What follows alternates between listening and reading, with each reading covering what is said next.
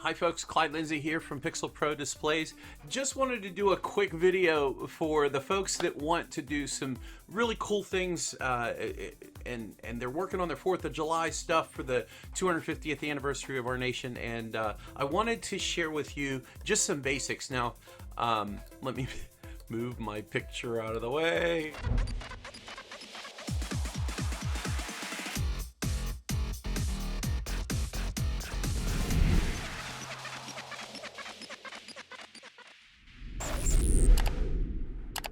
I didn't realize. There we go.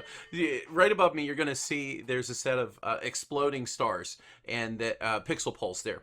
And I wanted to share with you, if you're running something like this in your show, how easily you can sequence this just for some basic explosion effects. So first, what I'm going to start with is the shockwave effect, and I'm just going to put the shockwave effect down, and I'm putting it onto a group. So I'm going to change the per model default as the render style.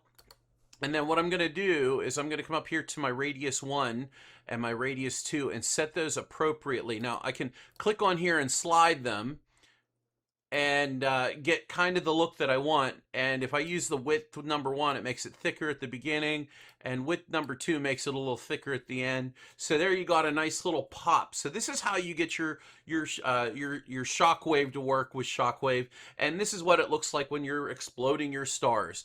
And the other thing that you need to know is how do you make the pixel pole itself shoot up. And so the fastest way that I've learned to do this is to put the morph effect in here, and I use the letter M for morph.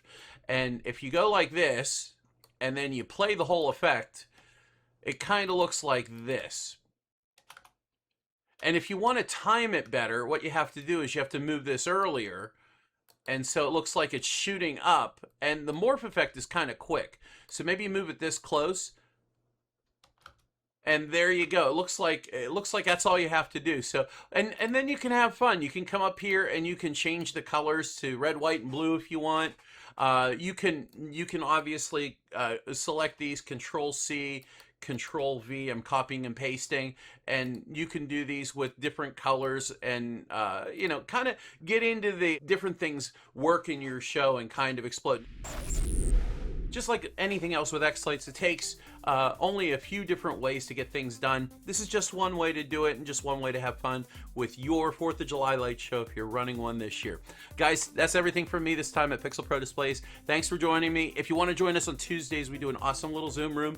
And if you appreciate what we do, maybe consider joining the PPD Sequence Club. We do a brand new sequence each and every month from our triple play choices, and you get to pick one.